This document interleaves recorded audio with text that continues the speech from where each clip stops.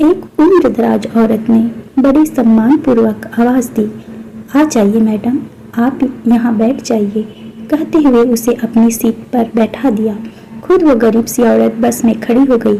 Madam ने दुआ दी, बहुत बहुत धन्यवाद, मेरी बुरी हालत थी सच में।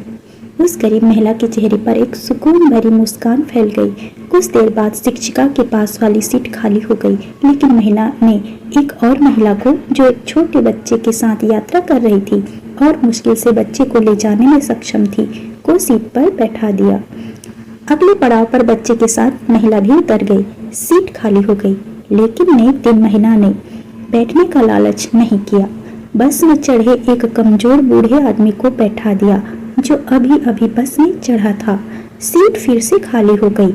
बस में अब गिनी चुनी सवारियां ही रह गई थी। अब उस अध्यापिका ने महिला को अपने पास बिठाया और पूछा, सीट कितनी बार खाली हुई है, लेकिन आप लोगों को ही बैठाते रही, खुद नहीं बैठी, क्या बात है? महिला ने कहा, मैडम, मैं एक मजदूर हूँ, मेरे पास इतने पैसे नहीं है कि मैं कुछ दान कर सकूं, तो मैं क्या करती हूँ कि कहीं रास्ते से पत्थर उठाकर एक तरफ कर देती हूँ, कभी किसी ज़रूरतमंद को पानी पिला देती हूँ, कभी बस में किसी के लिए सीट छोड़ देती हूँ। फिर जब सामने वाला मुझे दुआएं देता है तो मैं अपनी गरीबी भूल जाती हूँ। दिन भर की थकान दूर हो जाती है। और तो और जब मैं दोपहर में रोटी खाने के लिए बैठती हूँ ना बाहर बेंच पर, तो ये पंछी चिड़िया पास आके बैठ जाते हैं।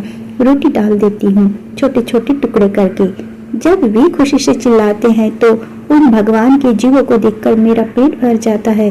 पैसा धेला ना सही, सोचती हूँ दुआएं तो मिल ही जाती है ना मुफ्त में, फायदा ही है ना, और हमने लेकर भी क्या जाना है यहाँ से। शिक्षिका अवाक रह गई। एक अनपढ़ सी दिखने वाली महिला इतना बड़ा पाठ जो पढ़ा गई थी उसे। अगर दुनिया के आधे लोग ऐसी सोच को अपना ले तो धरती स्वर्ग बन जाएगी। दान सिर्फ धन से नहीं, मन से भी होता है।